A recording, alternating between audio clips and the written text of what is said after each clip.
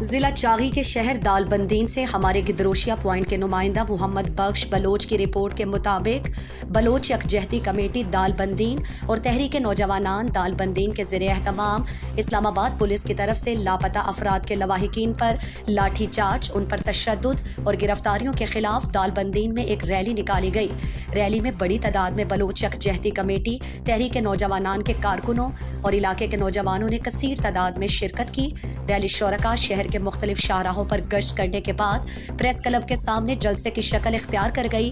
جلسے سے بلوچ یکجہتی کمیٹی کے ممبران، تحریک نوجوانان کے رہنماؤں اور سول سوسائٹی کے نمائندوں نے خطاب میں کہا کہ اسلام آباد پولیس نے بلوچ خواتین اور معصوم بچوں پر تشدد کر کے درندگی کی اعلیٰ مثال قائم کی، جس کی جتنی مذمت کی جائے کم ہے۔